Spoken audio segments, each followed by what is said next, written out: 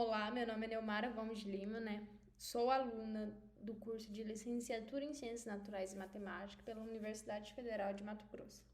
Vim apresentar para vocês um pouco sobre a matéria de epistemologia, a epistemologia de Kuhn e sua contribuição para o desenvolvimento científico, ministrado pela docente Daniela de Oliveira Magnonchi, pelo Polo AB de Arenápolis.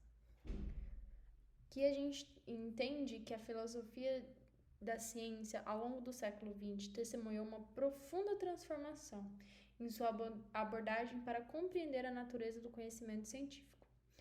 As visões predominantemente lógica e normativa, que buscavam estabelecer um critério universal de demarcação e um método infalível para o progresso, foram progressivamente confrontadas por uma perspectiva que valorizava a história real da ciência.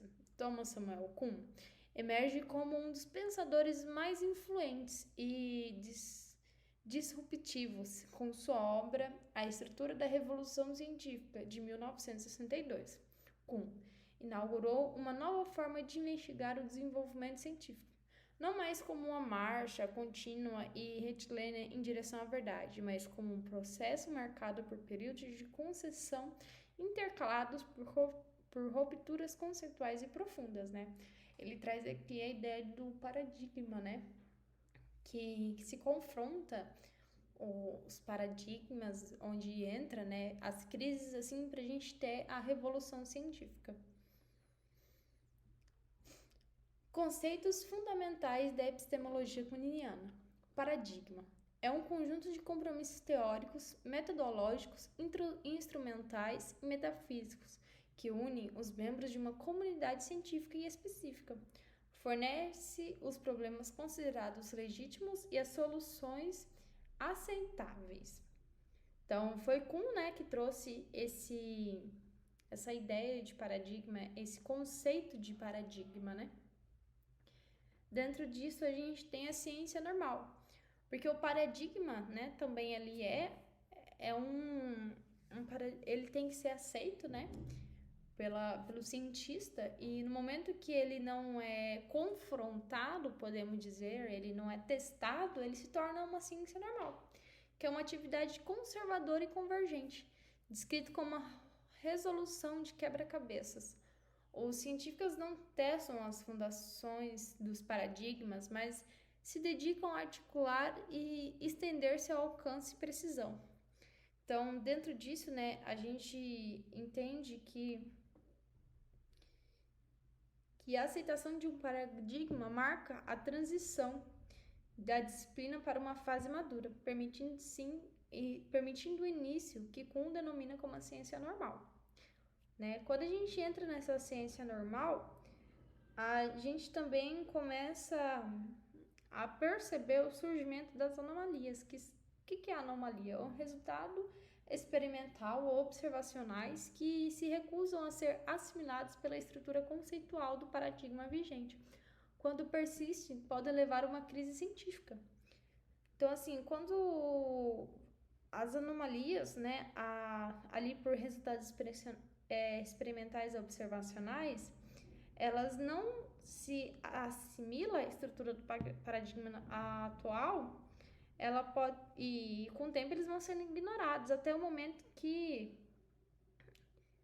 se acumula, né, um grande número de anomalias e se torna então essa crise, que é um momento de profundo, né, que a gente tem na ciência, que é essa crise. Porque a crise, ela né, ela mostra como aquela ciência normal se tornou relaxada, onde o cientista se permite explorar alternativas. Ela mostra, né, deixa eu refazer a minha frase, que saiu um pouco conturbada, ela começa a mostrar como que aquela ciência normal se tornou relaxada, porque ali ela foi aceitando uma teoria e começou a apresentar anomalias, não foram...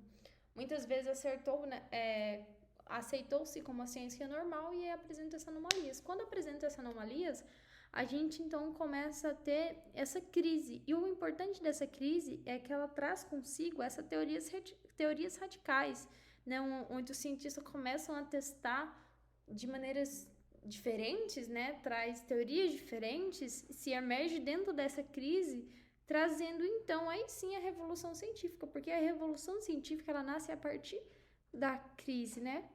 Porque ela traz consigo a crise um alerta de emergência de um novo paradigma. Então a gente entra aqui na revolução científica. A transição de um paradigma em crise para um novo é o que construiu uma revolução científica. Esse processo não é cumulativo, ao contrário, envolve reconstruções fundamental do compromisso de uma área. Kuhn argumenta que paradigmas rivais são frequentemente incomensuráveis, o que significa que não existe um padrão neutro capaz de determinar a superioridade de um sobre o outro.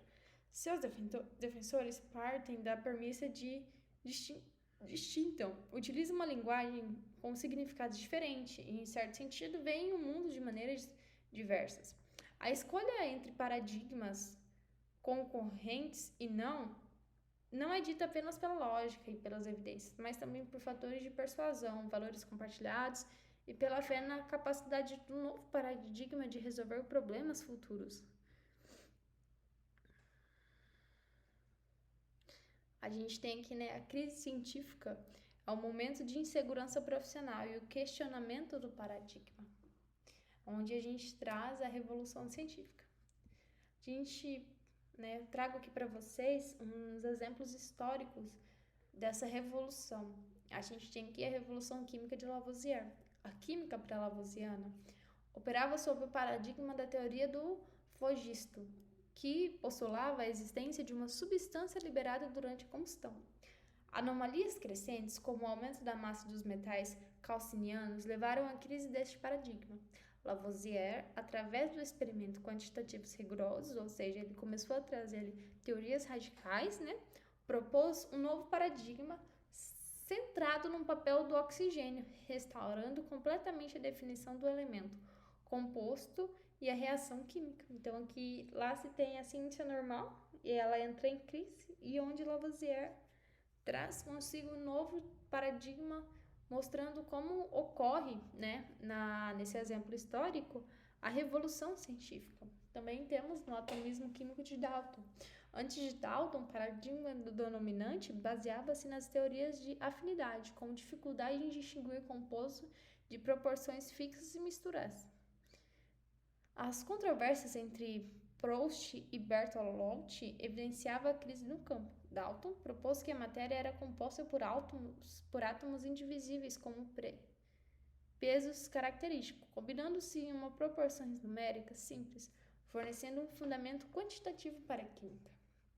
Então, podemos concluir, né, que a epistemologia de Thomas Kuhn oferece um modelo de desenvolvimento científico que rompe decisivamente com as visões simplistas de um progresso linear e puramente racional.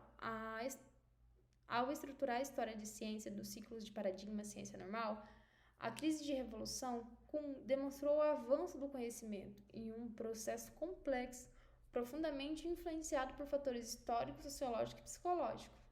Então, né, Kuhn, com seu modelo de desenvolvimento científico, rompe a visão simplista do progresso linear, né? Ele estrutura a história da ciência com esse ciclo de paradigma, de ciência normal, de crise e revolução. Com seu avanço, nos trouxe um conhecimento do processo complexo de fatores históricos, sociológicos, como dito, né? Para o interesse da prática científica, para entender a ciência, né? Para entender como a gente chega na ciência atual.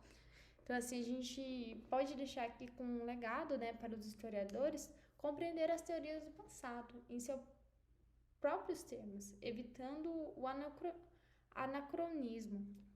E para nós, educadores, apresentar a ciência não como um catálogo de fatos consumados, mas como um processo de investigação dinâmico, como o Kuhn trouxe, né? É um processo desde o paradigma, desde a ciência normal, desde a crise até chegar à revolução científica.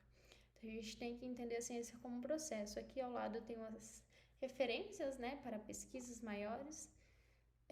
Agradeço pela oportunidade de apresentar um pouco sobre o meu estudo sobre a epistemologia de Kuhn.